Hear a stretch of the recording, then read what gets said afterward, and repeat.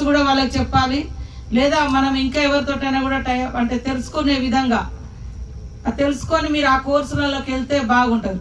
సమాజం అంతా ఒక దిక్కు డిమాండ్ ఉంటే మనం ఇంకొక దిక్కు పోతే మరి మీరు ఆఫ్టర్ 5-6 ఇయర్స్ తర్వాత జాబ్ రావాలంటే మీరు స్థిరపడాలంటే కూడా కష్టంగా ఉంటుంది.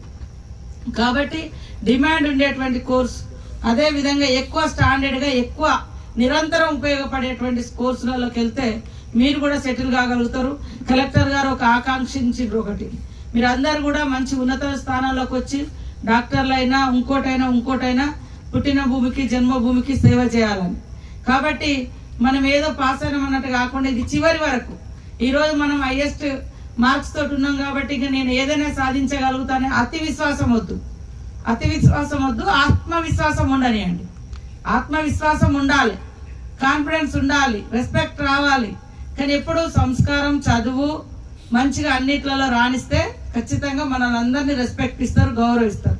మనం ఎక్కువ మార్క్స్ వస్తాయి కానీ మనకు సంస్కారం ఉండదు, పెద్దవాళ్ళని గౌరవించేయడం తెలియదు, ఇంట్లో అమ్మ నాన్నని గౌరవించడం తెలియదు, టీచర్ వస్తే కనీసం లేచి దండం పెట్టాలి, ఒక నమస్కారం పెట్టాలని తెలియదు. కొంతమంది ఇట్లా కూడా ఉంటారు. అది నువ్వు ఎన్ని హైయెస్ట్ 100 మార్కులు వచ్చినా నీకు ఆ ఉన్నత స్థానంలో ఉన్నట్టు కాదు. కాబట్టి చదువు అంటే సంస్కారం ఉండాలి, గౌరవించడం తెలుసుకోవాలి, గౌరవం ఇచ్చి పుచ్చుకోవడం తెలుసుకోవాలి. ఇవన్నీ కూడా ఈ రోజులలో కొంత మర్చిపోతున్నారు. దానికి ప్రాధాన్యత ఇవ్వండి. మేము ఈసారి ఇంకా స్కూళ్ళ మీద, కాలేజెస్ మీద ఫోకస్ పెడతాం.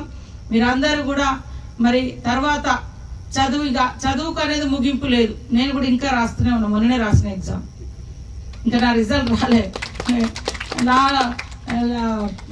లాలో పిహెచ్డి చేస్తున్నా, ఒక పిహెచ్డి అయిపోయింది నాది, సో పొలిటికల్ సైన్స్లో. ఇప్పుడు ఇంకోటి ఎందుకు చూద్దాం, చదువు ఎంత లోతు ఉంటుందో పోదాం, దాంతోటే పోదామని నేను డిసైడ్ అయినా. వీలైనంత వరకు నాకు ఒకటే రోజు టైం దొరికింది, అప్పటిదాకా ఇక్కడే ఉండిపోయినా. ఒక రోజు కూడా మీటింగ్ సీఎం గారి దగ్గర, తెల్లారి చదువుకుందాంలే అనుకున్నాను. సరే, నాకున్న నాలెడ్జ్ తోటి రాసి వచ్చిన, తప్పకుండా నేను సక్సెస్ అవుతాను అనుకుంటున్నా.